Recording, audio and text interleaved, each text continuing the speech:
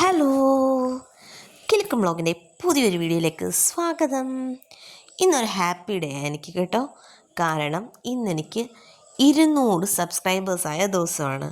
ഞാൻ നേരത്തെ മനസ്സിൽ കരുതിയിരുന്നു, എന്നെനിക്ക് 200 സബ്സ്ക്രൈബേഴ്സ് ആകുമോ അന്ന് ഞാൻ എൻ്റെ ഫാമിലിയെ കാണിക്കുമെന്ന്.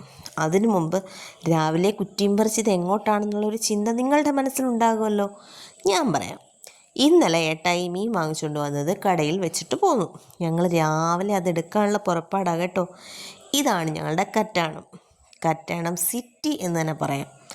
ഇപ്പം ഇങ്ങനെ വിജനമായിട്ട് കിടക്കുന്നെങ്കിലും എൻ്റെ പൊന്നു മക്കളെ, ഒരു 8 മണി കഴിഞ്ഞാൽ പിന്നെ ഈ റോഡിൽ നിന്ന് ഒന്ന് ക്രോസ് ചെയ്യാൻ തന്നെ ബുദ്ധിമുട്ടാണേ.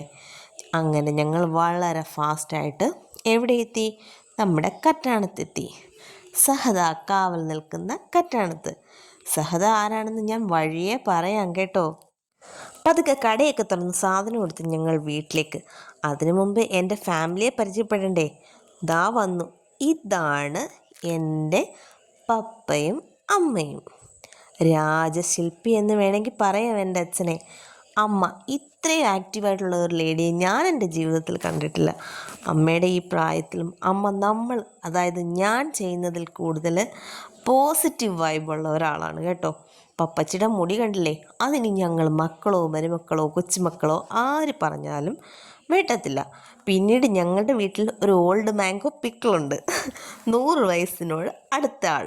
പപ്പയുടെ പപ്പയാണ് കേട്ടോ. പുള്ളി ഒരു എക്സ് സർവീസ്മാനാണ്.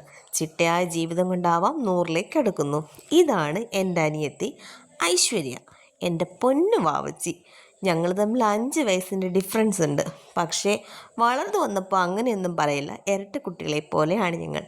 കല്യാണത്തിന് മുമ്പ് നല്ല അടിയും ഇടിയുമായിരുന്നു എങ്കിലും ഇപ്പം ഞങ്ങൾ നല്ല സ്നേഹത്തിലാണ്. ഞങ്ങൾ ഈ ഇടവും വലവും നിൽക്കുന്നത് പപ്പയുടെ പൊന്നു മക്കളാണ് കേട്ടോ. ഇത് പാവം കുശുമ്പ് വരാതിരിക്കാൻ വേണ്ടി ഞങ്ങളെടുത്ത ഫോട്ടോയാണ്. അമ്മയ്ക്ക് ചെറിയ കുശുമ്പുണ്ട്. ഇതാണ് എൻ്റെ അനിയത്തിയുടെ ഫാമിലി.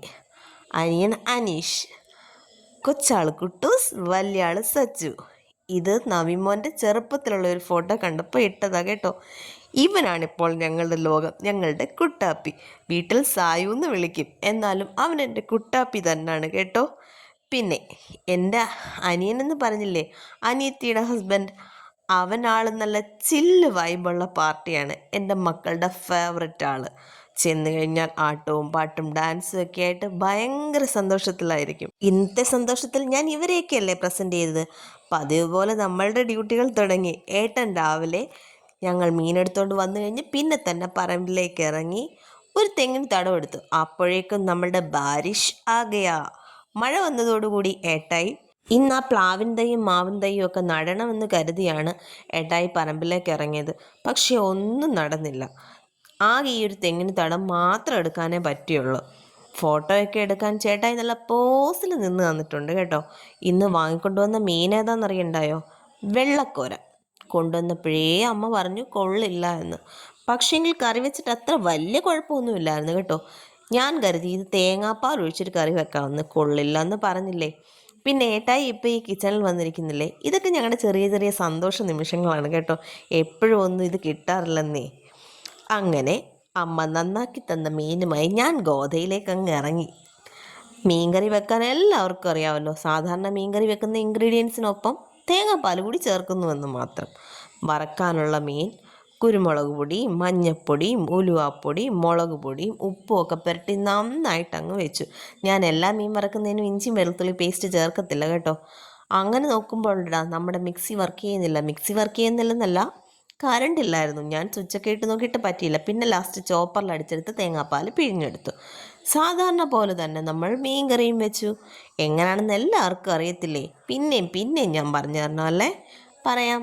ചട്ടി വെച്ച് ചൂടായി കഴിയുമ്പോൾ അതിലേക്ക് ഇഞ്ചിയും വെളുത്തുള്ളി ഇട്ട് കുറച്ച് കറിവേപ്പിലയും കൂടി ഇട്ട് നല്ല രീതിയിൽ അവനെ ഒന്ന് റോസ്റ്റ് ചെയ്തെടുത്ത് കഴിയുമ്പോൾ നമ്മുടെ പൊടി ഐറ്റംസായ മുളക് പൊടി, മല്ലിപ്പൊടി, മഞ്ഞൾപ്പൊടി, കുരുമുളക് പൊടി, ഉലുവാപ്പൊടി ഇത്രയും കൂടി ചേർത്ത് അതിലേക്ക് ഉപ്പ് ഇട്ട് നല്ല രീതിയിലൊന്ന് വഴറ്റി റെഡിയാക്കി അതിലേക്ക് ചൂടുവെള്ളം ഒഴിച്ച് തിളച്ച് വരുമ്പോൾ നമ്മുടെ മീൻ കഷ്ണങ്ങൾ കൂടി പിറക്കിയിടുന്നു. പക്ഷേ ഇന്നത്തെ കറിക്ക് ഒരു സ്പെഷ്യാലിറ്റി ഉണ്ടല്ലോ. നമ്മൾ തേങ്ങാപ്പാൽ ഉപയോഗിക്കുന്നുണ്ടല്ലോ. 2ാം പാല് ഇതിൻ്റെ കൂടെ മിക്സ് ചെയ്ത് നമ്മൾ മീൻ കറി വേകുന്നിടം വരെ തിളപ്പിക്കുന്നുണ്ട്. അതിനുശേഷം കുറുകിയ ശേഷം മാത്രമാണ് നമ്മൾ നമ്മുടെ എന്തൊഴിക്കുന്നത്, ഒന്നാം പാൽ അതിലേക്ക് ഒഴിക്കുന്നത്. നല്ല കൊഴുത്ത ചാറും അടിപൊളി ടേസ്റ്റ് ആയിരുന്നു കേട്ടോ. ഈ മീൻകറി ഉച്ചയ്ക്ക് തന്നെ ഏകദേശം ഖതം ഹോകയായിരുന്നു. പിന്നീട് എന്താണ് ചെയ്തതെന്നറിയത്തില്ലേ? സാധാരണ പോലെ തന്നെ നമ്മുടെ ഫ്രൈ പാൻ വെക്കുന്നു, മീൻ വറക്കാനിടുന്നു. ആദ്യം ഇത്തിരി കറിവേപ്പില അങ്ങോട്ട് തൂവി കൊടുക്കണം. ആ കറിവേപ്പില ഇടുമ്പോൾ ഒരു പ്രത്യേക മണം വരും കേട്ടോ. ഇതിൻ്റെ ഫ്ലെയിം അല്പം കുറച്ച് വെച്ചിരുന്നതിലാണ് പെട്ടെന്ന് ആ എണ്ണ പൊട്ടിത്തെറിക്കാതിരുന്നത്. മീൻ തിരിച്ചും മറിച്ചും ഇട്ട് വറുത്തതിന് ശേഷം ഞാൻ സാധാരണ പോകുന്നത് പോലെ കടയിലേക്ക് തന്നെയാണ് പോയത്. ഇന്നല്പം നേരത്തെ പോകാൻ കാരണമുണ്ട് കേട്ടോ.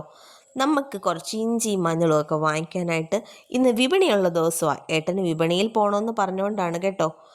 സത്യത്തിൽ എനിക്ക് ഭയങ്കര സന്തോഷമുണ്ട്. ഒരു 200 ഫാമിലി എൻ്റെ ഒപ്പം ഉണ്ടല്ലോ എന്ന് ഓർക്കുമ്പോൾ ഭയങ്കര സന്തോഷമുണ്ട്. എൻ്റെ ചാനൽ ഇഷ്ടപ്പെട്ടെങ്കിൽ സബ്സ്ക്രൈബ് ചെയ്യാനും ലൈക്ക് ചെയ്യാനും ഷെയർ ചെയ്യാനും ഒന്നും മറന്നു പോകരുതേ. ആ ബെൽ ബട്ടൺ കൂടി ഒന്ന് എനേബിൾ ചെയ്തേക്കണേ. Bye bye.